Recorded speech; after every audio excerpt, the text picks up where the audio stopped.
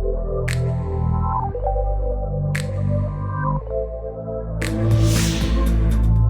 start with the next topic of class 12, that is to find out the electric field intensity due to electric dipole.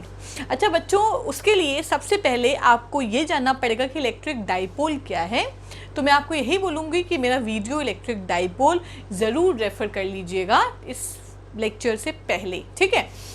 फिलहाल हम एक revision देंगे electric dipole के बारे में। Electric dipole का मतलब है अगर ऑपोजिट और इक्वल चार्जेस, एक माइनस क्यू और एक प्लस क्यू, दोनों के बीच का डिस्टेंस बहुत छोटा है, मतलब let's say 2L is a very small distance, तो इस कॉम्बिनेशन को हम बोलते हैं इलेक्ट्रिक डाइपोल। और एक कंपोनेंट होता है, मतलब एक फिजिकल क्वांटिटी होती है जो हमें इलेक्ट्रिक डाइपोल को मेजर करने में मदद देती है, और इस फिजिकल क्वांटिटी को हम बोलते हैं इलेक्ट्रिक डाइपोल मूवमेंट, जिसका डायरेक्शन माइनस क्यू से प्लस क्यू होता है। उसको हम P से डिनोट करते हैं and it is a vector quantity, ठीक। वेयर इलेक्ट्रिक डाइपोल मूवमेंट का जो फॉर्मूला होता है वो होता है Q इंटू 2L, ठीक है, ये इसका फॉर्मूला होता है। तो ये बेसिक इंफॉर्मेशन आपको पहले पता होना चाहिए। अब इस डाइपोल की वजह से हमें 2 पॉइंट पर इलेक्ट्रिक फील्ड इंटेंसिटी कैलकुलेट करने को आपके एग्जाम में आता है, ठीक है। कौन कौन से 2 पॉइंट हैं जहां पर आपको निकालना होगा? सबसे पहला एग्जाम में आपको बोलेंगे कि find out the electric field intensity at axial point of electric dipole, first part है। सेकेंड हमको बोलते हैं कि find out the electric field intensity at equatorial line of electric dipole, ठीक है, ये भी है ऑफ इलेक्ट्रिक डाइपोल। ये 2 एग्जाम में क्वेश्चन आते हैं। इलेक्ट्रिक डाइपोल की वजह से जो आपको इलेक्ट्रिक फील्ड इंटेंसिटी निकालनी है वो 2 जगह निकालनी होती है। पहला एक्सियल पॉइंट पर निकालनी होती है और दूसरा इक्वेटोरियल लाइन पर निकालनी होती है।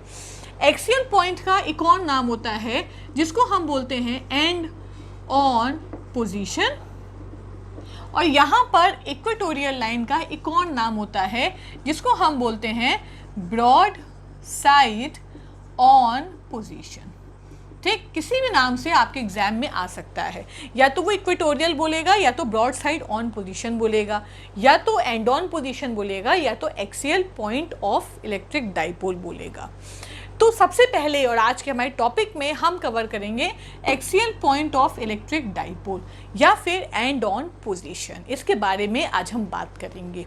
तो चलिए अब हम स्टार्ट करते हैं फ्रॉम द फर्स्ट टॉपिक। इस टॉपिक में हम सबसे पहले 2 चार्ज लेंगे, माइनस क्यू और प्लस क्यू, दोनों के बीच का जो डिस्टेंस है वो है आपका 2L, ठीक है। अब एक्सियल पॉइंट का मतलब समझिए, आपको करना है एक्सियल, फर्स्ट पार्ट करना है axial line of a dipole, ठीक है।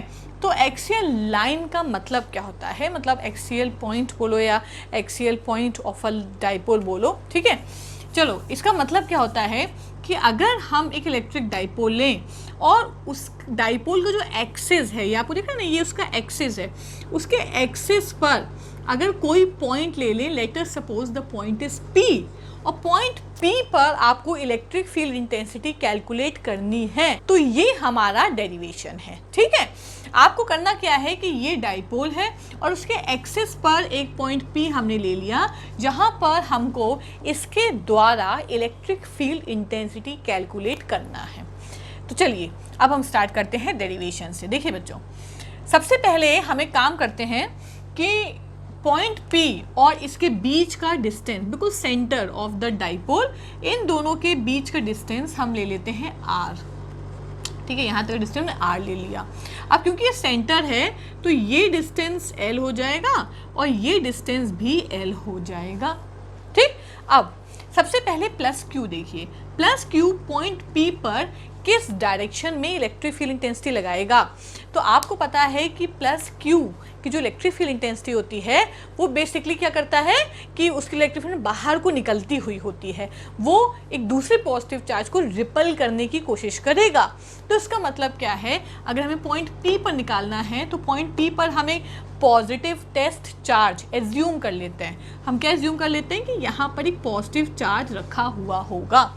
तो इसका मतलब क्या है कि ये प्लस क्यू चार्ज इस प्लस क्यू चार्ज को बाहर की तरफ धक्का मारने की कोशिश करेगा, तो इसकी इलेक्ट्रिक फील्ड इंटेंसिटी आउटवर्ड होगी, बाहर की तरफ होगी। तो पॉइंट P को ये बाहर की तरफ फेंकेगा अलोंग द लाइन जॉइनिंग, इस लाइन के अलोंग। तो लेट अस सपोज उसको हम E1 ले लेते हैं अलोंग द लाइन, ठीक है। अब माइनस क्यू इस पॉइंट P को अपनी तरफ बुलाएगा। उसकी टेंडेंसी क्या है कि भाई आप हमारी तरफ आ जाइए, ठीक। तो वो क्या करेगा कि इसको अलोंग द लाइन, ये जो लाइन है इसी के अलोंग बुलाएगा, तो इस डायरेक्शन में बुलाएगा। लेट अस सपोज ये E2 ले लेते हैं, ठीक है। तो ये तो हो गया आपका इलेक्ट्रिक फील्ड इंटेंसिटी। तो total electric field intensity at point P बताओ कितनी मिली आपको। उधर E1 है, इधर E2, दोनों ऐड होंगे कि सब्ट्रैक्ट होंगे, दोनों ऑपोजिट डायरेक्शन में है तो दोनों आपके सब्ट्रैक्ट होंगे। तो आपको करना क्या है, आपको E1 माइनस E2 कर देना है। कुल मिलाकर आपको निकालना क्या है, आपको E1 निकालना है और E2 निकालना है, कहानी खत्म, ठीक। चलो बेटा E1 बताइए, E1 किसकी वजह से प्रोड्यूस हुआ है। E1 प्रोड्यूस हो रहा है प्लस Q की वजह से। तो हमें पॉइंट प्लस Q और P के बीच का डिस्टेंस चाहिए। क्यों? क्योंकि फॉर्मूला क्या होता है, Q upon 4 pi epsilon not R square. तो अब R बताइए, यहाँ से यहाँ तक का डिस्टेंस R है, इतना डिस्टेंस माइनस कर दें तो आपको ये बीच का डिस्टेंस मिल जाएगा। तो कितना डिस्टेंस होगा, R माइनस L हो जाएगा, ठीक। तो यहाँ पर आप पुट कर दोगे R माइनस L का होल स्क्वायर। अब माइनस कर दो E2 को, E2 चार्ज Q है, 4 पाई एप्सिलॉन नॉट, दोनों के बीच का डिस्टेंस माइनस Q और पॉइंट P का डिस्टेंस, यहाँ तक R है तो बचा हुआ डिस्टेंस में L जोड़ दोगे तो ये हो जाएगा R प्लस L का होल स्क्वायर, ठीक। अब हम इसको सॉल्व कर लेते हैं। तो Q upon 4 pi epsilon naught common ले लो, ब्रैकेट के अंदर बचेगा R माइनस L का whole square minus 1 upon R plus L का होल स्क्वायर। अब यहाँ पर आपको एलसीएम लेना है, ब्रैकेट ओपन करना है, जो कट रहा है उसको काटो और फटाफट आंसर बताओ। ये काम आप अपनी कॉपी में करते रहिए। इन दोनों का हम एलसीएम ले लेते हैं। तो एलसीएम लेने पर देखिए बच्चों, ये ए स्क्वायर और ये बी स्क्वायर, ठीक है। तो इसको अगर हम एक्सपेंड करेंगे तो क्या हम इसको ऐसे लिख सकते हैं, R square minus L square का होल स्क्वायर। क्यों हमने ऐसा किया, क्योंकि a square minus b square का फॉर्मूला होता है a minus b a plus b, ठीक है, होता है। अब अगर हमें इस पर स्क्वायर चाहिए, मतलब जैसा कि ये दे रखा है, तो हमें इस पर भी स्क्वायर करना पड़ेगा। तो a minus b whole square और a plus b whole square हो जाएगा। इसी को हमने यहाँ यूज़ किया है, क्योंकि जब मल्टीप्लाई करेंगे तो ये और ये आपस में मल्टीप्लाई हो जाएंगे। तो इसी के अकॉर्डिंग हमने वैल्यू पुट कर दी। यहाँ पर आ जाएगा r प्लस एल का whole square minus R minus L का होल स्क्वायर। ब्रैकेट ओपन कर दीजिए, काफ़ी चीज़ें कैंसिल हो जाएंगी, उसको कैंसिल कर दीजिए और आंसर देखिए आपका क्या आ रहा है। आंसर आ जाएगा Q upon 4 pi epsilon not और यहाँ पर बचेगा 4R L upon R square minus L square का होल स्क्वायर। अब हम इसको थोड़ा सा सॉल्व करते हैं। देखिए क्या करेंगे, हम इसको क्या ऐसे लिख सकते हैं, 4 को 2 बाहर कर लें, 2QL, ठीक है, R भी बाहर कर लें। मतलब इस पूरा जो न्यूमरेटर है उसको हम इस तरीके से लिख सकते हैं, मल्टीप्लाई करोगे तो वही आंसर मिल जाएगा।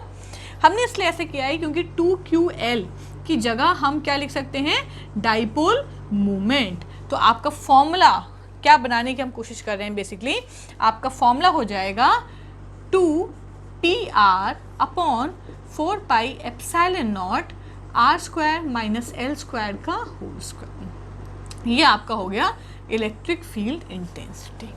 अब इस इंटेंसिटी के फॉर्मूले को निकालने के लिए एक छोटा सा एजम्पशन है। एजम्पशन ये है बच्चों कि मैंने पहले ही बताया था कि जो 2L है ये एक बहुत छोटा डिस्टेंस है, उसके मुकाबले R एक बहुत बड़ा डिस्टेंस है। तो अगर हम एजम्पशन रखें, इफ़ वी सपोज कि R is very much greater than L, तो जो L स्क्वायर वाला टर्म है ये इतना छोटा हो जाएगा कि इसको हम निगलेक्ट कर सकते हैं। तो उस कंडीशन में E का फॉर्मूला क्या हो जाएगा, 2PR अपॉन 4πε0। नीचे R स्क्वायर अगर हट जाएगा तो जाएगा R की पावर 4 हो जाएगा, और यहाँ पर ये कैंसिल हो जाएगा। तो आपको फॉर्मूला मिल जाएगा 2p अपॉन 4πε0 R3।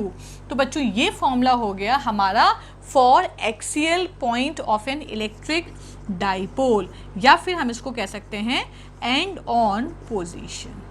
तो ये बेसिकली पहला पार्ट है, ठीक है। इसका जो नेक्स्ट डेरिवेशन है ब्रॉड साइड ऑन पोजीशन, वो मैं इसके सेकंड वीडियो में आपको एक्सप्लेन करूंगी। आई होप आपको समझ में आया होगा, और वीडियोस के लिए डू सब्सक्राइब द चैनल।